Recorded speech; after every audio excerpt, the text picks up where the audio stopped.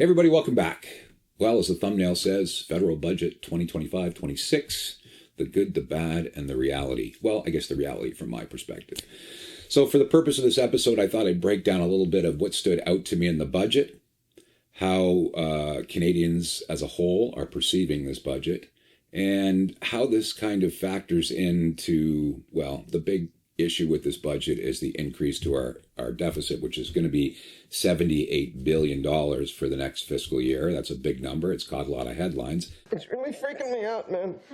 And I thought it would be important to kind of look at how that compares to other G7 nations and, other industrialized nations across the globe. What are you getting at? Yeah, Phil, what are you getting at? So the first thing that caught my eye in this budget, yes, was the $78 billion deficit that we're going to be facing in the next fiscal year, which is higher than it was the previous year. Where's some of this money going? Well, $51 billion over the next 10 years is being targeted to help support Canada's aging infrastructure. That's roads, bridges, hospitals, schools, things of that nature. $51 billion over the next 10 years. Beyond that 10 years is a commitment from this government to continue to spend $3 billion annually on supporting our infrastructure. There is an increased amount of money that's being dedicated toward military spending to bring us back up to target with some of our NATO partners. There is a modest cut to the lowest federal tax rate for Canadians in the lowest income bracket. That's being dropped from 15% to 14% over the next 2 years, so half a point cut each year respectively. Every little bit helps. There is going to be increased focus on developing private partnership to help Canada gain access to our liquid natural gas and our critical minerals, with the intent to be able to export and develop new partnerships in Europe and the Indo-Pacific. 4 things that kind of stand out to me. There's more in there. There is an executive summary that I prepared that's available to anybody who would like it. I'd be happy to send it out to you. Just flip me an email, give me a call, and I'll send that out. As far as real estate goes, there really isn't much in there that's going to help the real estate market, I guess, depending on your perspective, whether you're a buyer and you're looking for increased affordability, or whether you're a seller and you're hoping for prices to come back to the levels they were at 2 and 3 years ago. I think it's best that the government stays out of this situation. As you may remember, over a year ago, the previous Liberal government was trying to create incentives to make housing more accessible, more affordable. And there was talk about building a lot of homes. There doesn't seem to be a whole lot of circling back to the whole building of homes. We know there is some construction projects that they're going to enter into for subsidized rental, but there's really nothing there for freehold detached homes or stacks or things of that nature. Same old, same old. The truth of the reality here, or the reality of this market, is that prices are softening across the board, especially in the busy markets in the country, for condos, for freehold, and even the rental market, as you'll see in the inventory, is starting to show more affordability, so that's a very good thing. The other thing that I noticed in the budget, or at least as far as the current government goes, is that they're only anticipating our growth annually to be somewhere between 1.1 to 1.6% over the next 5 years, which is a pretty modest number. And I think it's a realistic number based on the challenges that we're faced with today. And I don't need to go into greater detail about what those challenges are. Enough already. So yeah, $78 billion, it's a big number.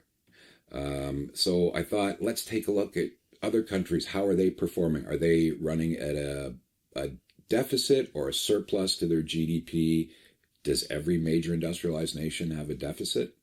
Yeah, you're great. These are great questions. Well, my investigation into AI, and again, I'm going to say this is definitely information I've garnered from the internet through artificial intelligence. So if it doesn't align with what you know, hit me with a comment. Let's discuss it. Apparently, Canada is running at a 2.7% deficit. Of the G7 nations, that's second only to Germany, which is running a negative 2% deficit. The country with the most surplus, or I guess in the best financial condition based on their GDP, happens to be Norway. They have a 15% surplus to their GDP annually. Begs the question, how does the U.S. show up on this? Speaking of perspective. Well, we all know the U.S. has a massive GDP. They also have a pretty massive deficit, almost 2.5 times what we have. They're currently running at 6.4%. Oh my God. And that's been ongoing for a number of years. So I think the point here is there's a lot of government spending taking place across the globe right now. Yes, the major industrialized nations, the G7, are all in a spending mode. It really depends on how much they're spending. Canada, I guess my takeaway here is we're not doing so poorly based on our G7 partners. That's just my perspective. Anyhow, that breaks it down a little bit for you. It is that time again. Let's get a look at that inventory story.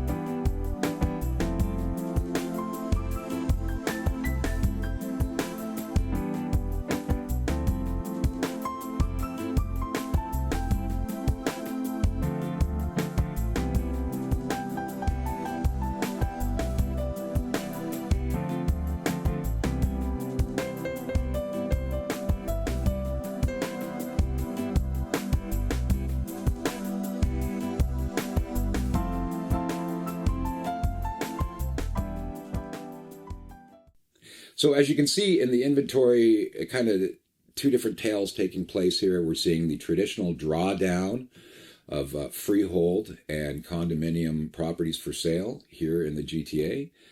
At the same time, we're seeing I wouldn't say it's a modest increase, it's a notable increase to the rental inventory. And traditionally, both rental and freehold inventory tends to draw down as we head into the Christmas season. So this has kind of caught my attention. Is this something to keep an eye on? Is this the big surge of rental inventory that we've all been anticipating based on condos that have been completed that investors likely will not try and sell and perhaps will try and rent with the hopes that values will come up over the next couple of years? It's going to get better, right? Hard to say. You know where to tune in if you want to get that information. And a special thank you to Hanley Mortgage Corporation. Once again, we do have a rate sheet up after the inventory data, so you can check out what mortgage rates are like for fixed and variable.